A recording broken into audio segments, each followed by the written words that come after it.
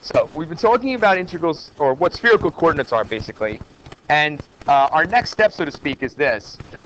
We know when we do triple integrals that there's some function, f of x, y, z maybe, and then a dv at the end. And so far we learned two types of dv's. In the case of rectangular coordinates, we've learned about dz, dy, dx. And from a picture point of view, here's what that looks like. Here's x, here's y, here's z. If you have some three-dimensional object that you're trying to integrate over, within it, you'd partition it into little rectangles. And these rectangles, it's very easy to see the dimensions. So for example, if we look at this piece here, that's some small change in x. And I can tell that because this side is parallel to the x-axis. So that's dx. Okay. This piece here is parallel to the y-axis. So that's some small change in y. We'll call that dy. And then this piece here is parallel to the z-axis. So that's some small change in z, or dz. Well, now you know the volume of this thing is just the product of those. So that's dx, dy, dz.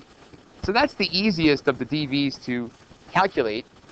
But the problem we've been seeing is that sometimes if you try and do a triple integral in rectangular coordinates, the integrands, the limits of integration, not the integrands, but these limits here, here, and here, and here, can be pretty terrible to look at. Okay? All right, so then what do we do? We then went and talked about triple integrals in what are called cylindrical coordinates. And we had this little extra r here that I call the correction factor, r d theta dr dz. All right? So this whole thing collectively was the dv for cylindrical coordinates. Okay? So we should probably just briefly review where they came from, because there's one idea there that will help us a lot when we try and go to spherical coordinates. Okay, so let's give this a little bit of thought. You don't quite get a rectangular box. You get something that looks like a rectangular box. So let's think about what it's going to look like. So you're going to have think about your coordinates. You have r, theta, and z. That's what coordinates look like in this world. All right, so you have a radius of some sort, r, and then you have an angle theta, but I'm going to put an arc here and call this little piece d theta, okay? And then you have dz, so you have some vertical change here, okay? So here's sort of a fun thing to think about. This arc here between the two radii, as you get the small change in theta, d theta, that arc is a copy of that up here, okay? All right, and then let's think about r changing a little bit. Well, each of these has a small change associated. dr has it, d theta, we just talked about what d theta looks like, and dz. So let's talk about these other changes would look like. Let's specifically talk about dr for a minute. Let's talk about that. So dr, if there's a small change in r, that means we go a little bit further in each of these directions of these two radii. If we did that, we could translate those points up here, and you'd end up with another arc out here. Okay? And then what you'd see is these two little vertical lines here, those are drs. Okay? On both sides. So you're starting to see is like the formation of like a small base of a rectangular object of some kind, but it's not quite rectangular prism. Let's see why in a second. And then dz, small change in z, so now I'm going to go up a little bit in the z direction, and I end up with this shape. Okay? So if I blow this up a little bit, it looks like this. You've got two arcs, some straight lines, and then you got the same two arcs up here, and those straight lines coming down. Okay? And then there's the top. So it almost looks like a rectangular prism. You have to picture like the limiting case. Like as d theta gets really tiny, then this piece along the bottom will become almost a straight line. It'll become like a section, a very small section of a big arc. So it'll look straight. This piece here is a straight line. That's dz. You have that. And this piece along the bottom, that's dr. So those were nice. It's this piece that's a little bit tricky. So what's that? It's because it's obviously curved slightly. So I can't just say, oh, that's d theta. It's not. All right. So let's take a look at the shadow of this shape into the xy plane. If you look at that thing I'm circling there, think about the two red lines coming out of the origin. So here, let's just look at the xy plane by itself. Here's x and y. And you've got the two red r's coming out. Okay? And then at the end of this, you have that arc here. And this arc is the same as this black arc in this picture. One of these. It's that curved base of this rectangular-like prism. Okay? And I'd like to know the length of that. I'm going to call that length S. I'm doing that for a specific reason, because I am thinking of an old formula that's like a good friend.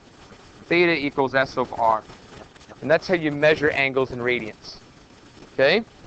So, I just need to know what theta is. But in this picture, we're talking about a very small change in theta, or d theta. So that's our angle. That's our central angle, is d theta. So I'm going to sub that in and see what happens. So I'm going to get d theta equals, and notice the same letter here. This is R on the bottom. Here's R up in the picture. So it's going to be S over R. And if I solve that for S, I get S equals R d theta. So there you go. That thing there, that's the length of this piece. So this piece is equal to R d theta. But that's equal to this piece too. That's R d theta. Okay. So you're done now, because now you have dV. dV is just a product of all these things. So it's R d theta, that's that dimension, times dr times dz, some order. So there you go. That's where the r comes from when you switch to cylindrical coordinates. Okay. So there's your dV.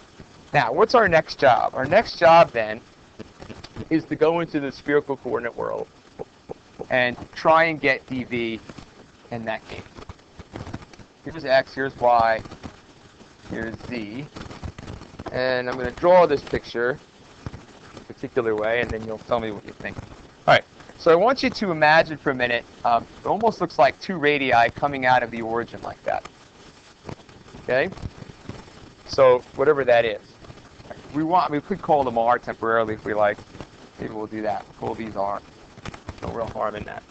Okay, but as you sweep around some small amount, don't forget here, there's some small angle between them, d theta. Don't forget about spherical coordinates. They're rho, theta, and phi. Okay? So those things are sweeping out some small amount, and when they do that, it creates an arc like this.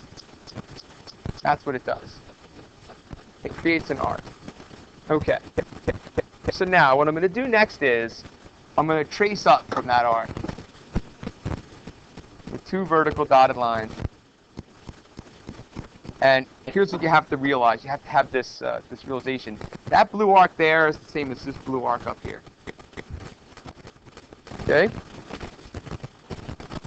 And that's sort of the key. So let's do a little bit more. So now what I'm going to do is this. I'm going to draw lines out of the origin to there. Okay? And keep in mind, these lines, now those lines, that's rho. That's what rho means in spherical coordinates. These lines have length rho. Okay? All right, so we're getting there. All right. Now don't forget, there's another angle in this picture, phi. And phi is the angle down from the z-axis. So we're going to let phi look like that. And if phi looks like that, then these rows sort of, both of them can get rotated up. So we'll there's one row, there's another. Okay? And what you notice now is there's another arc. There's an arc like this now.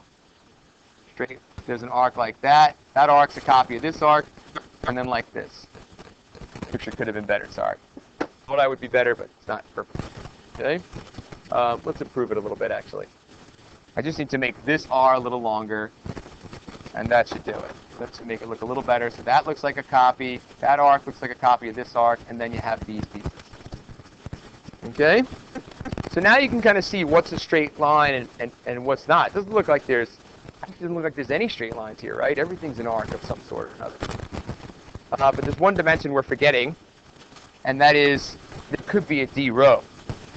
So if I add a small change in rho, then each of these rows extend a little bit. Now that's going to go off the top of the picture there. But that distance there is d rho. And then you end up with this shape. So there it is. There's that rectangular prism-like object, but it has curved sides everywhere. And what we're going to do now is find the length of everything. So we're looking for dv. Now luckily, dv, we get d rho right away, because d rho is the straight line distance that we've extended rho by. So that's the only straight line in the picture. Okay. Now, I guess we've got to decide what to find first. Let's go find this piece here. Let's find that. Well, I'm going to call that S like I did before, and recall the following famous formula, that theta equals S over R. That's the measure of an angle in radians, right? So now the question is, do we know anything? Well, I'd like to know R. That would be nice. It'd be nice to know that.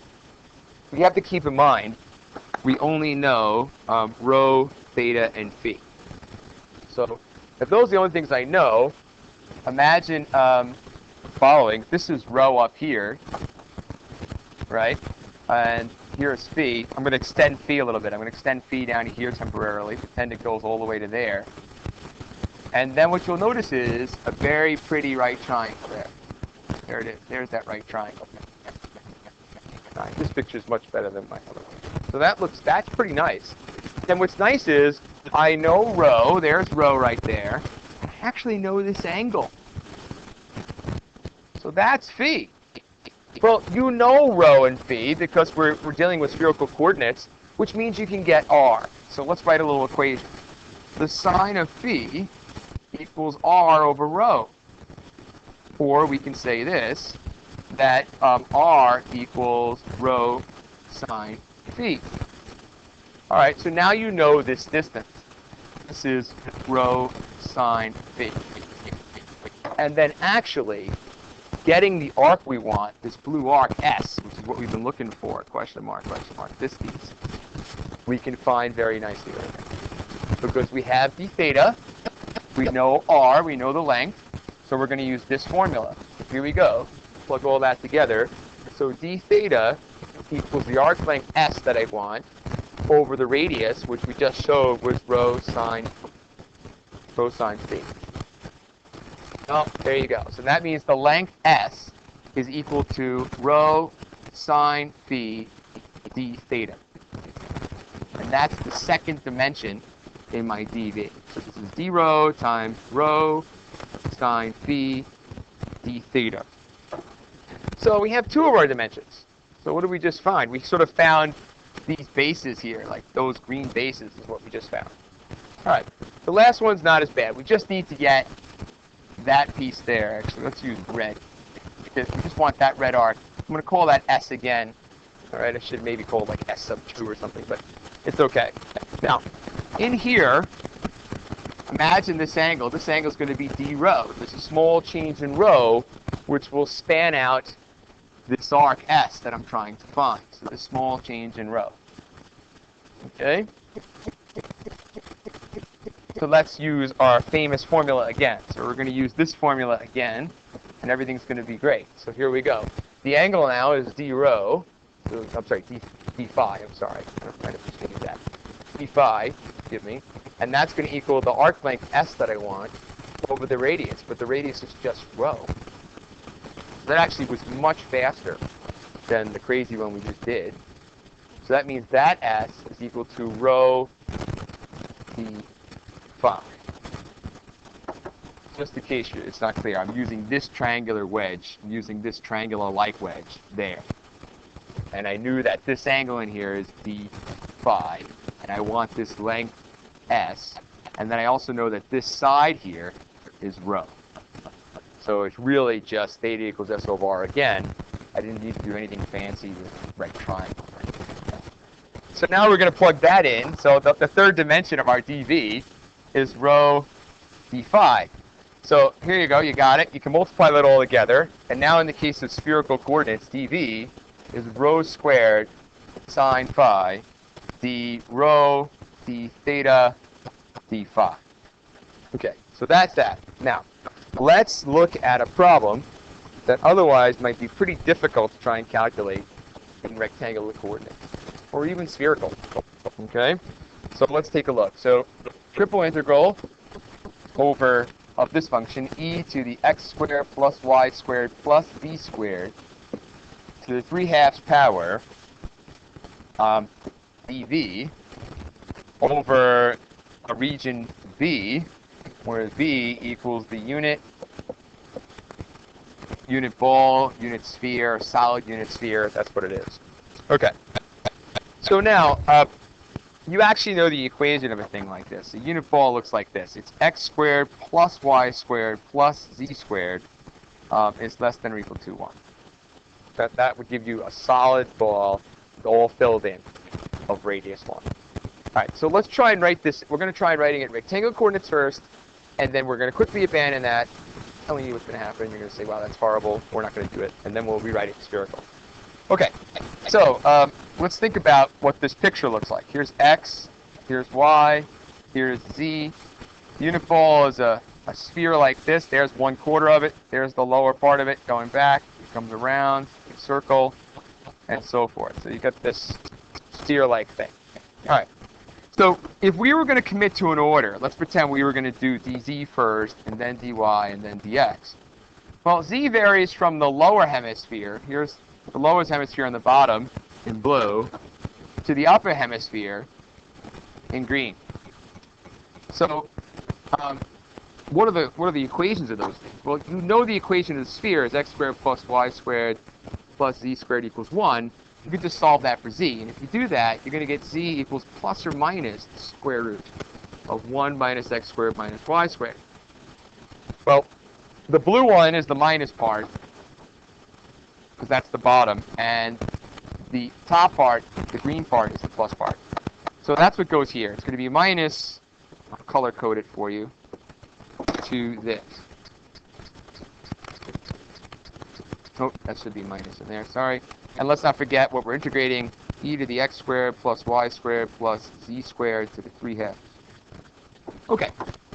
Now, to get the next part, we've always done this. We've thought about the shadow of this thing into the xy plane. The shadow of that unit sphere is a unit circle.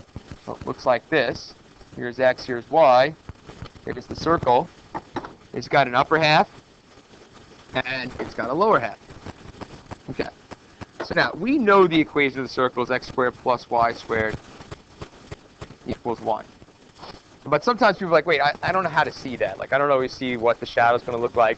Here's sort of a nice thing if you want. Remember, the equation of our sphere is x squared plus y squared plus z squared equals 1. Well, if we're in the xy plane, then that implies that z equals 0. You have to have that epiphany.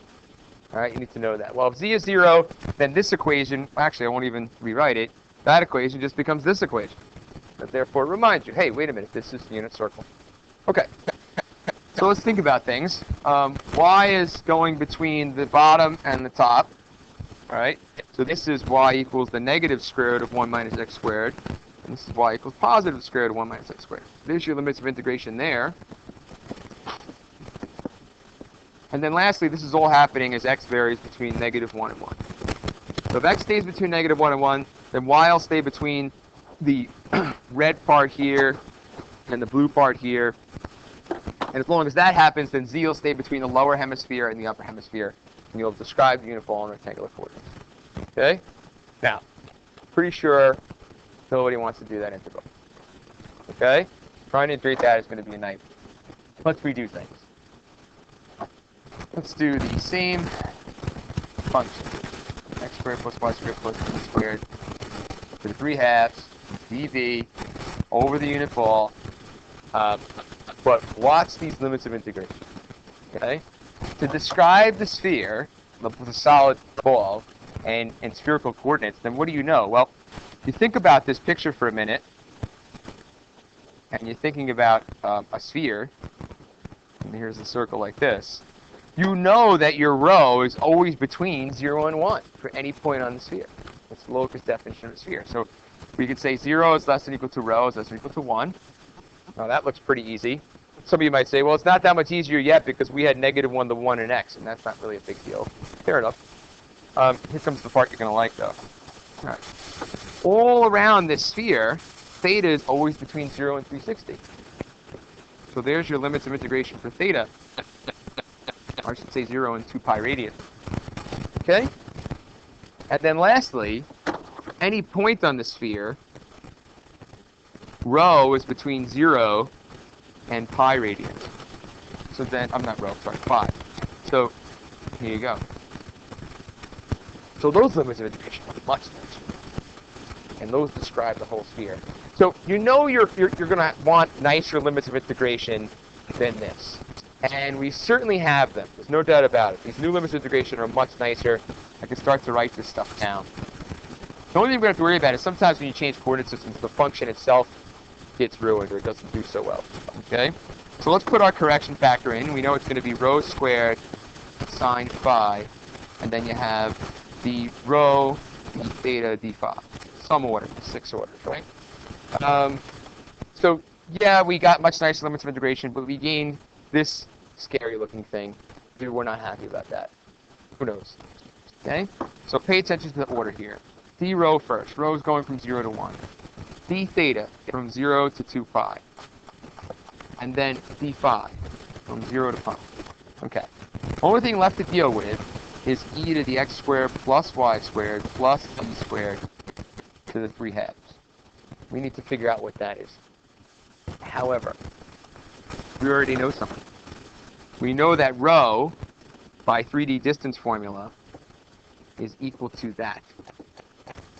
And we did our coordinate conversion and figured that out. Okay. So that means that this thing in here is actually equal to rho squared. And it just couldn't be. I mean, you can all see now this problem was designed in a very special way. So what does this become?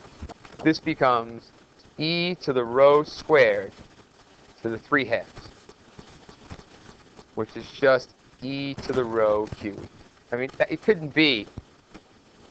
All right? This integral was just designed perfectly to use spherical coordinates. And you might say, uh-oh, well, it's times rho squared. You might get nervous for a minute thinking, oh, I have a function times another function, or I'm going to need integration by parts. But you don't even need it, because this thing here, this rho squared, is a multiple of the derivative of that exponent. This is just a chain rule in reverse. It's actually a beautiful problem. Okay, so let's actually finish this integral up and do this and see that it really isn't bad at all. So 0 to pi, 0 to 2 pi, 0 to 1, e to the rho cubed, rho squared, sine phi, and it was d rho, d theta, d phi. Oh, d phi, like that. All right, so here we go. Well, we're going to integrate this expression with respect to rho. So if rho is the variable, then just take a look at this. This sine phi is really actually a constant. Just leave it out in front of us. All right, well, I'll just erase that for now. I'll worry about it later. All right, so this thing came from a chain rule. You can tell that because when we take the derivative of e to the something, it's usually e to the something times the derivative of that something, that exponent. And that's what this is, except it's missing a constant. So imagine the original problem was e to the rho cubed. If we were to check that and see if it works out, a little check here wouldn't quite be correct. But if e to the rho cubed times 3 rho squared, well, there's no 3 up here anywhere, so there must have been a 1/3 in front of this to cancel it. So there's your antiderivative, and don't forget to put the sine phi in there, okay? And we're going to evaluate that from 0 to 1. All right, so we plug 1 in there, we're going to get 1 cubed, and then that's 1, so you get 1/3 e, right, sine phi. And we plug 0 in there, we're going to get 1, so it's going to be minus 1/3 sine phi. So if we want, we can factor that to 1/3 sine phi, so we get 1/3 sine phi times e minus 1. All right, so that takes care of that piece. All right. The next integral is going to be 0 to 2 pi d theta. That's surprisingly nice. So 0 to 2 pi d theta. And the reason that's so nice is because with respect to theta, this is just a constant. So the antiderivative evaluated from 0 to 2 pi just becomes the length of the interval, which is 2 pi, times the thing we're integrating, which is a constant. So it's just this sine phi times e minus 1. So let's simplify things a little bit here. Let's take the constants and put them out front. So you have 2/3 pi times e minus 1 sine phi. Last integral from 0 to pi, d phi. All right. So now the only thing that's a function with respect to phi is that. Okay. Well, the antiderivative there is going to be negative cosine phi. Don't forget it's getting multiplied by this constant afterwards. So, oops, hold on a second there. Minus 1. It's going to multiply by that. So you have negative cosine phi from 0 to pi. But that's surprisingly nice again, because look what happens. End up with, you put cosine of pi in there. Cosine of pi is negative 1, but it's being negated, so it becomes positive 1. And then it becomes 0 in there. So cosine of 0 is 0. Now the cosine of 0 is 1. So you get minus 1. Oh, sorry, that's my bad. Minus negative 1. That's negative cosine. So minus negative 1, so that just gives you 2. Alright, so there you go. Everything's done now. The actual answer to this question is 4/3 pi times e minus 1. And that is the value of the triple integral. And it's surprisingly easy. It's much easier than trying to do that. Okay, thanks for watching.